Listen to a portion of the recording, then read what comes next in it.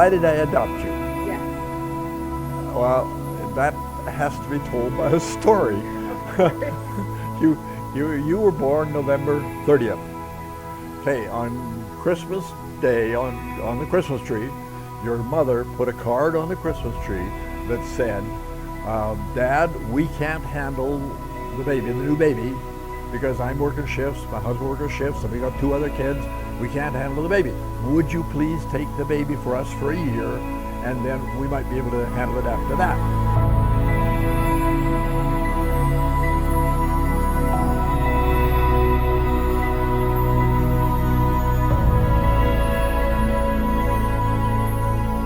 And my wife said, no way.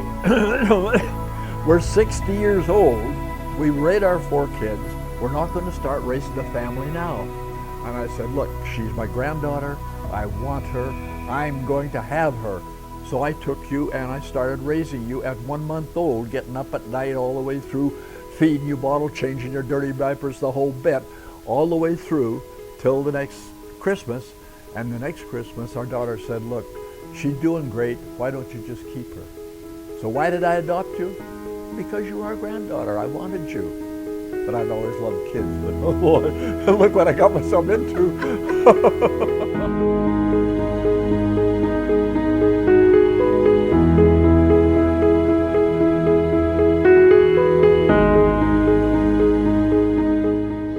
Mr. Kirkbride, you have petitioned the court for the adoption of Kristen Heather Hagen. Is that correct? Yes, ma'am. And you're a resident of Whatcom County? Yes. And has the child, adult child in this case, consented to the adoption? Yes. You understand that this is a permanent arrangement, just as if she were your naturally born child. Yes, ma'am. And you understand this comes with all the same rights, privileges, and obligations as though if this was your naturally born child.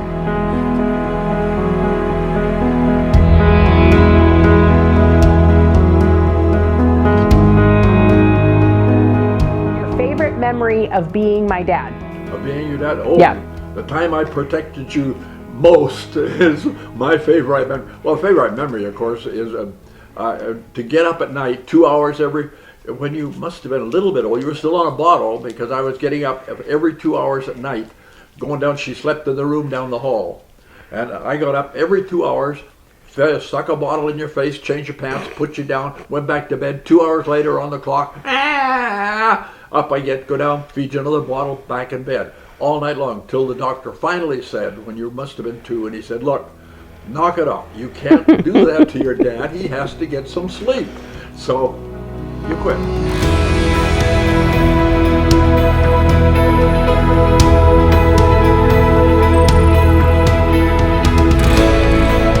How long have you known Kristen Heather Hagen? Since December 25th of 1983. 11,939 days.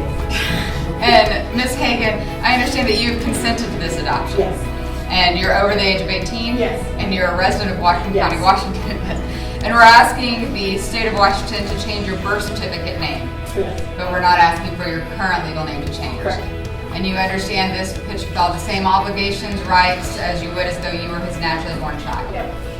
I have no other questions for these two, Your Honor, and I have findings of facts, conclusions of law, and a decree of adoption in conformity with the petition that was filed. As you know, since this is an adult adoption, relinquishments from parents are not necessary, nor replacement reports. So are you both sure you want to do this? No one's changing their mind. Yes. I have a question for the crowd. Should they do this? Yes! Are you guys all in favor? Yes! Okay, this is one of those cases that makes me so happy. Very few happy things happen in a courthouse, but adoptions are one of them. And it is especially true these days when I get to sign something to make law follow the reality. Because truly, you've made your family a long time ago. You've already done so many of the obligations, all the obligations of parenting, from diapers to college to drying tears and wiping up scraped knees and supporting her all the time. You already are a family. So I'm really happy to make the law catch up.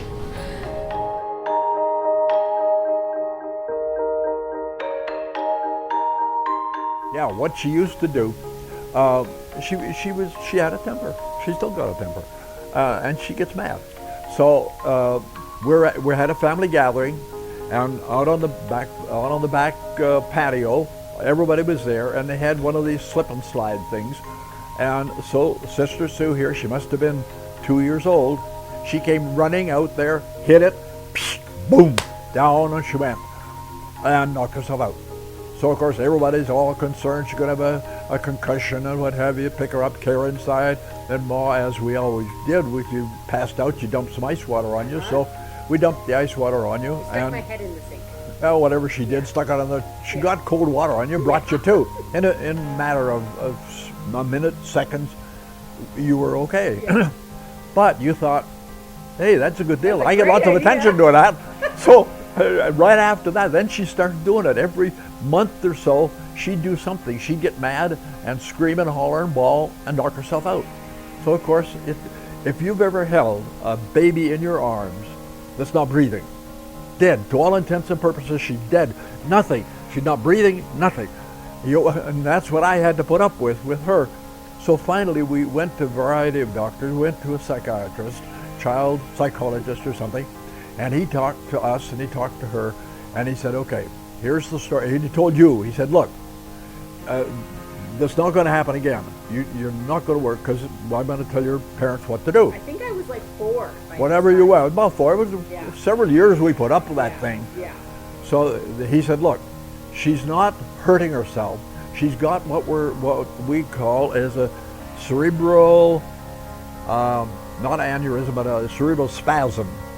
And he said, what she's doing is she's just getting so mad that she's stopping the blood flow to her brain.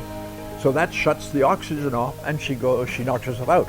If you just leave her alone, just lay her down on the floor so she can't hurt herself, in a matter of seconds, she'll wake back up again. As soon as the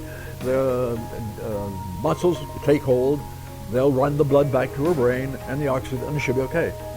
So what happened? She's out on her tricycle, and it's time to go to bed. And I vividly remember this. Time to go to bed, Kristen. And no way. Ah! She's screaming her head off. I said, fine, you're going to bed anyway. So I grabbed a hold of her, took her off the high chair, took her inside, tricycle down, took her off the tricycle. She's in my arms, zonk, out, quit. She knocked herself out again. Here she is. So I said, what do we do? I got a dead baby in my hands. So what do I do? Ma said, doctor said you have to leave her alone. I said, okay. So I just tipped her upside down and laid her down on the floor. I just stood there for a few minutes. Pretty soon, okay, I'm better. So we put her to bed. She never did it again. She never, that little brat, she knew it wouldn't work. So she quit. So, but that was the scariest moment I ever had.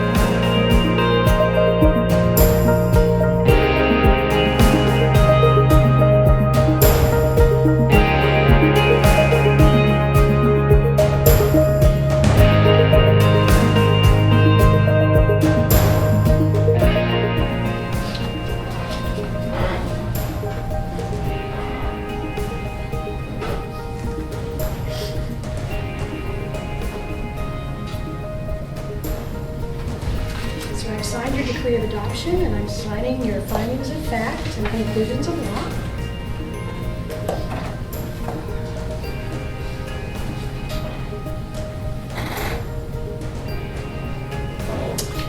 And now there's one more thing to have happen.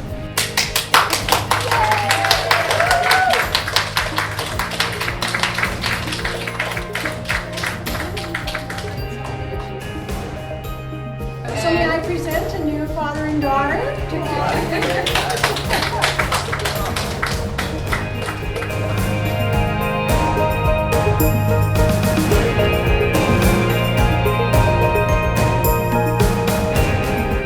And then we got you formally adopted. So now you are, and now you went from Betker to Kirkbride to Hagen.